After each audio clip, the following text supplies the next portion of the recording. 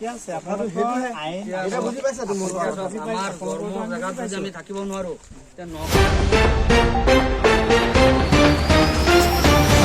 নেগেৰীবিলত উচ্ছেদৰ এসপ্তাহ সময়সীমা বান্ধি দিলে বন বিভাগে।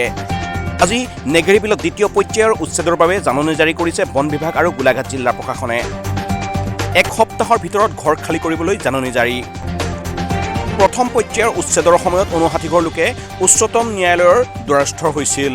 ইয়াৰ পাছতে উচ্চতম ন্যায়ালয়ৰ নিৰ্দেশ অনুসৰি 59 ঘৰ সন্দেহযুক্ত নাগৰিকক ঘৰ স্থগিতাদেশ জাৰি কৰিছিল।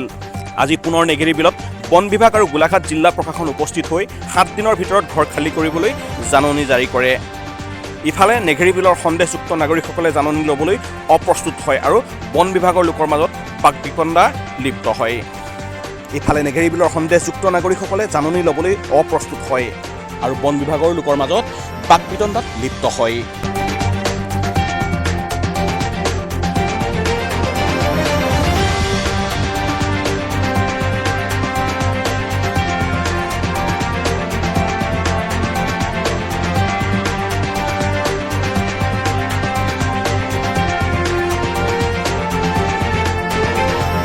ডেস্ক ৰিপোৰ্ট, খবৰ গোলাঘাট।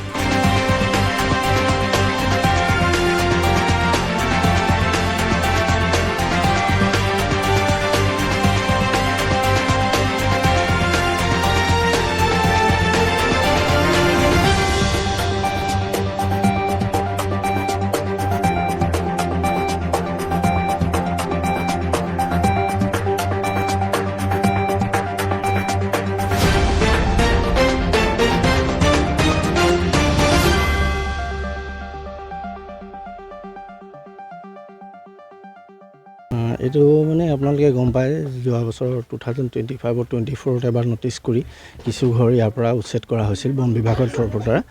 কিন্তু তাৰ মাজতে কিছু সংখ্যক লোকে হাইকোৰ্টৰ অৰ্ডাৰ লৈ তেওঁলোকে ষ্টে অৰ্ডাৰ আনি ঘৰবিলাক সংৰক্ষিত কৰি ৰাখিছিল।